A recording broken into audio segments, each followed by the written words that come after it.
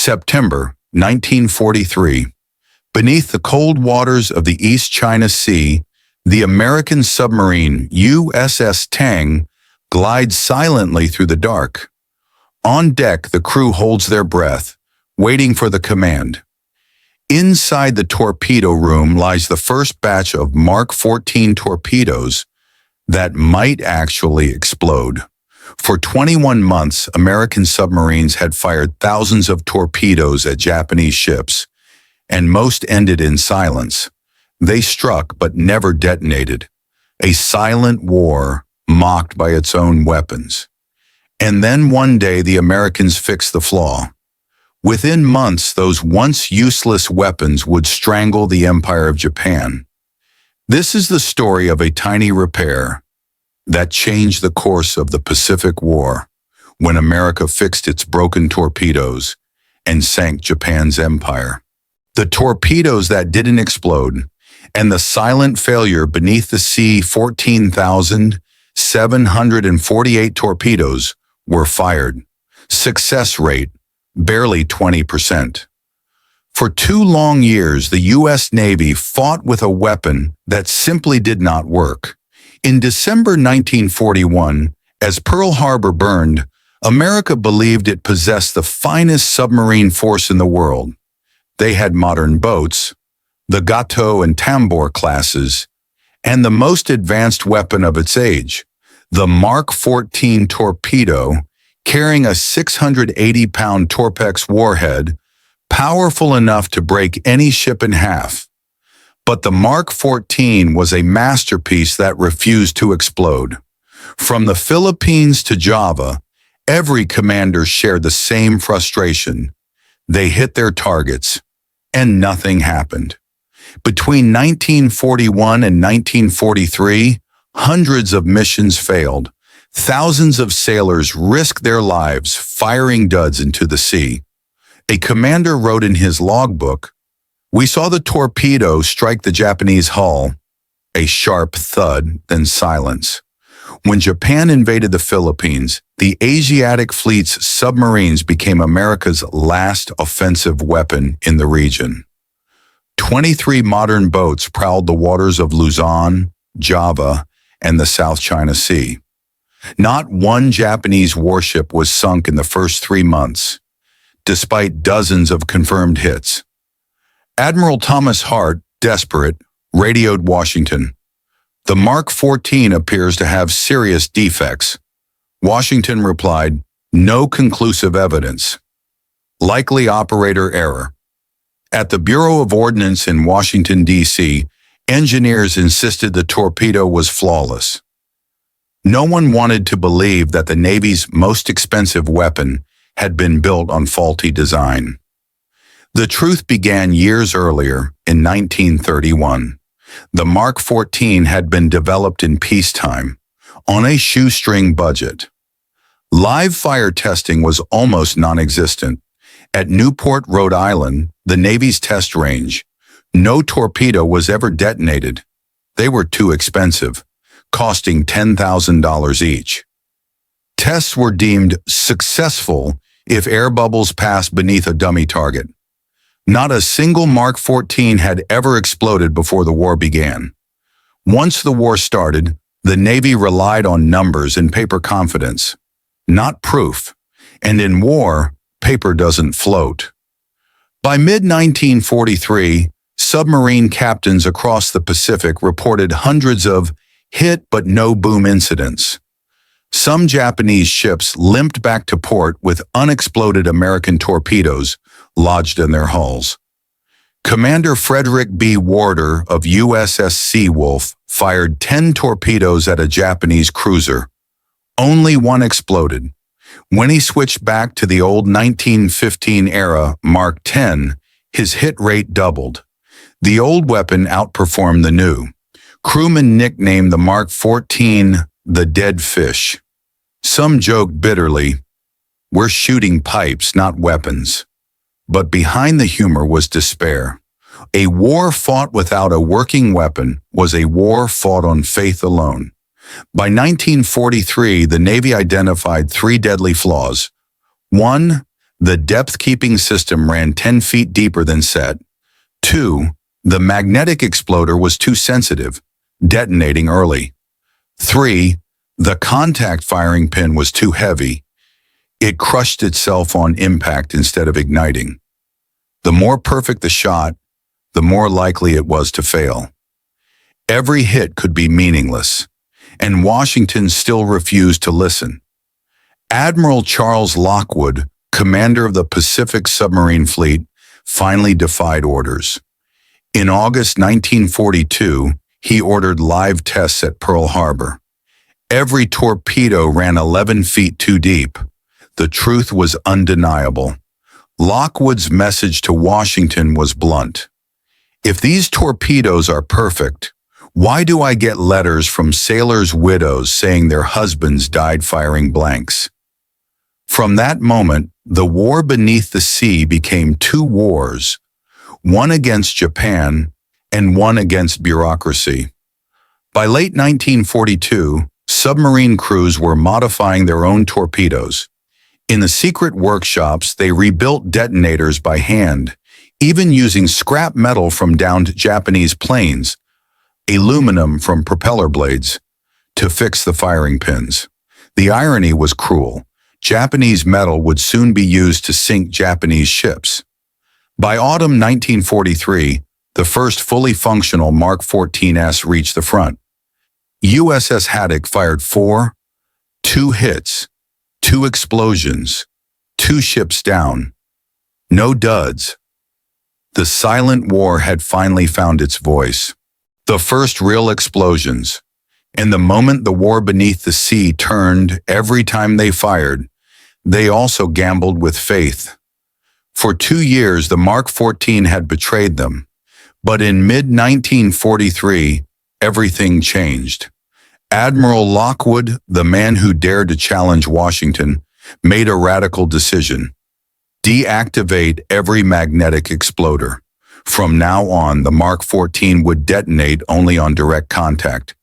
Hit rates doubled overnight, but the final flaw still waited to reveal itself.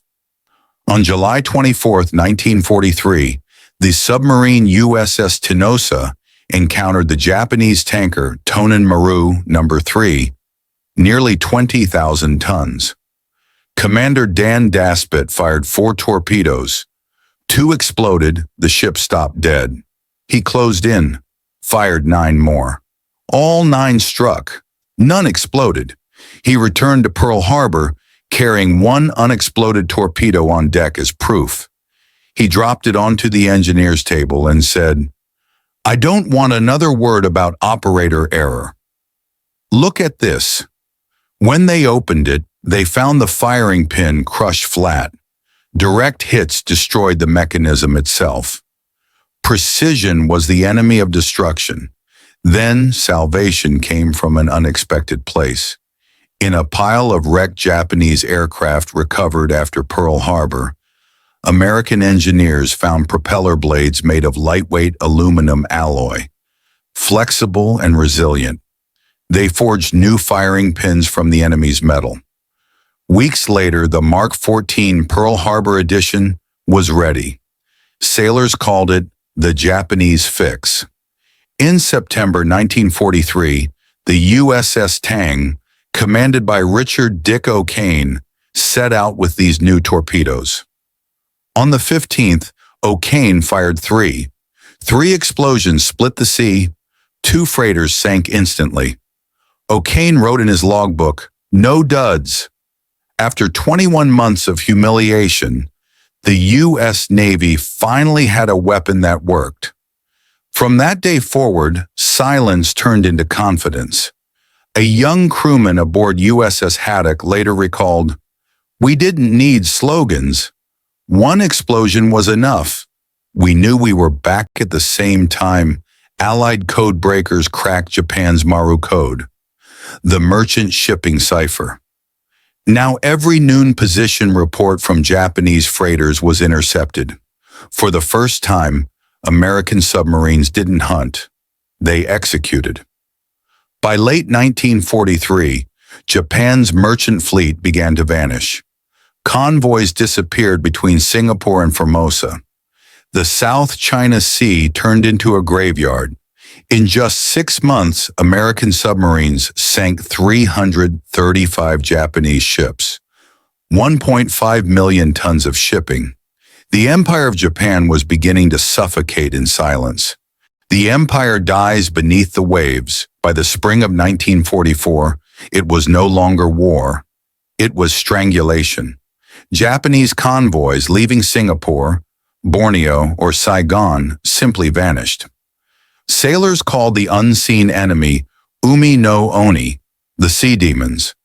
The oil fields of the Dutch East Indies still produced, but no tanker could deliver. By 1943, 10 Japanese tankers were lost every month.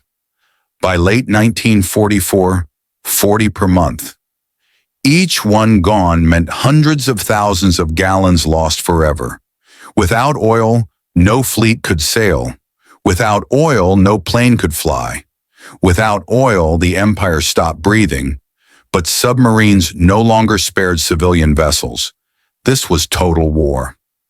On April 28, 1943, the passenger liner Kamakura Maru, carrying over 1,000 civilian engineers, was torpedoed by USS Gudgeon. It sank in 4 minutes. Only 28 survived. Each sinking wasn't just lost steel. It was lost knowledge, lost men, lost years. By mid-1944, the Japanese Navy had lost control of its own sea lanes. Half of its merchant fleet was gone. At Palau, 32 ships sat motionless in harbor for 95 days, waiting for escort that never came. Admiral Atsushi Oi wrote, "We no longer command the seas.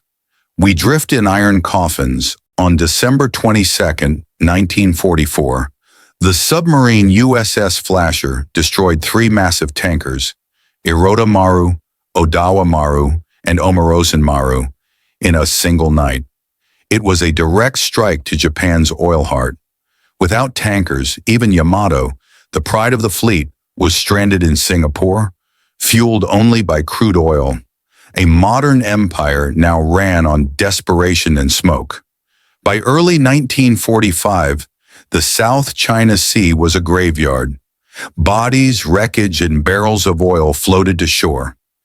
Islanders said, "Every sunrise brings the dead back to the beach." Over 1 million Japanese soldiers died of starvation, not bullets. Submarine warfare had achieved what bombing could not: total paralysis.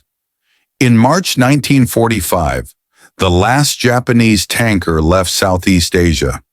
It never arrived. Japan was out of fuel. Planes grounded, battleships dismantled. Civilians burned fish oil for light. Children collected oil from wrecks along the shore. An empire that once ruled the seas now choked on its own ocean. The end of an empire, and the lesson of technology, faith, and redemption. March 1945. Japan had no oil, no ships, no navy. The empire that once ruled half the Pacific had gone silent. By then, every shipping route had collapsed. Yokohama stood empty. Factories dismantled machines for scrap. Workers sat on the floors of silent plants. A Japanese officer wrote, "We did not lose to bombs. We lost because our soldiers had no rice beneath the sea." American submarines kept working. Cold, methodical. Not combat anymore, but administration of destruction. From January to April 1945, they sank another 1.2 million tons of Japanese shipping. The final convoys. Warfare had become arithmetic. Tons destroyed, miles denied, shots fired, ships sunk. Victory belonged to those who corrected their mistakes faster. By June, American codebreakers knew 80% of all convoy routes in advance. Each Japanese ship that left port was already a ghost. Around Okinawa, Taiwan, and the Philippines, the ocean turned black with oil. Wrecks piled atop each other. Fish floated dead across the waves. A reporter wrote, "I didn't need a map to know we had won. The color of the sea told me." On October 25, 1944, USS Tang, O'Kane's legendary boat, met its fate. After sinking 24 ships in 9 months, it fired one last torpedo. A malfunction made it turn back, striking Tang itself. She sank instantly. 9 men survived. O'Kane was captured by the Japanese. It was a bitter irony. The perfect submarine killed by its own perfect weapon. Yet even then, O'Kane said, "If war is hell, at least we learned how to control the fire." By July 1945, 95% of Japan's tankers were gone. Out of 6,300 merchant ships, fewer than 800 remained. Japan returned to an age of carts and sails. Tokyo starved. 3 million civilians died of hunger, not from bombs but from logistics failure. The Mark 14, once a disaster, had become the invisible cause of famine. On August 15, 1945, Japan surrendered unconditionally.